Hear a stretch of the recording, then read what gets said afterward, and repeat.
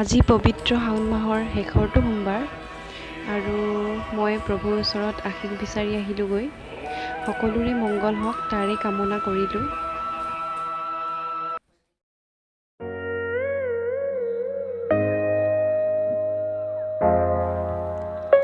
Homemade Cerelac বনাবলৈ মই এনেদৰে বস্তুবোৰ তিয়াই এতিয়া ৰ'দত শুকুৱাই লৈছোঁ। ইয়াত আছে চাউল, চানা দাইল, মগু দাইল, বাদাম, কাঠবাদাম আৰু কাজু বাদাম। আপোনালোকে ৱালনাট এইবোৰো ল'ব পাৰে। মোৰ ওচৰত এতিয়া যিবোৰ বস্তু আছিল মই সেইবোৰেদি এতিয়া বনাবলৈ লৈছোঁ।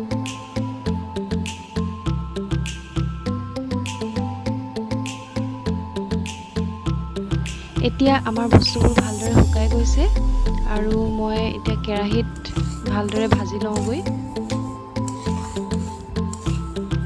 এনেদৰে কেৰাহী এখনত গোটেই বস্তুবোৰ একেলগে দি মই এতিয়া ভালদৰে ভাজি ল'ম। আপোনালোকে ইচ্ছা কৰিলে বেলেগে বেলেগে বস্তুবোৰ দিও ভাজিব পাৰে। মই গোটেইখিনি একেলগতে মিলাই দিলোঁ। এইখিনি আপোনালোকে ভালদৰে যেতিয়ালৈকে টান হৈ নাযায় আপোনালোকে এটা লৈ খাই চাব পাৰে। যেতিয়া কটক কটক কৰিব নহয় তেতিয়ালৈকে ভাজি থাকিব। আমাৰ এইখিনি সম্পূৰ্ণকৈ ভজা হৈ গৈছে আৰু আমি এতিয়া মিক্সিত এইখিনি পিচি ল'ম ভালদৰে। এয়া আমাৰ চেৰেলেক ৰেডি হৈ গ'ল।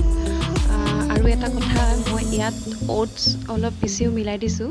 সেইটো মই প্ৰথমতে ক'বলৈ পাহৰিলোঁ, তাৰ বাবে দুখিত। আপোনালোকে ইয়াত অ'টছ আৰু দলিয়া পিচিও মিলাই দিব পাৰে।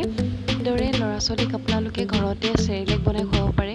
ই খাবলৈও ভাল আৰু স্বাস্থ্যকৰো হয় ঘৰত বনোৱাৰ বাবে।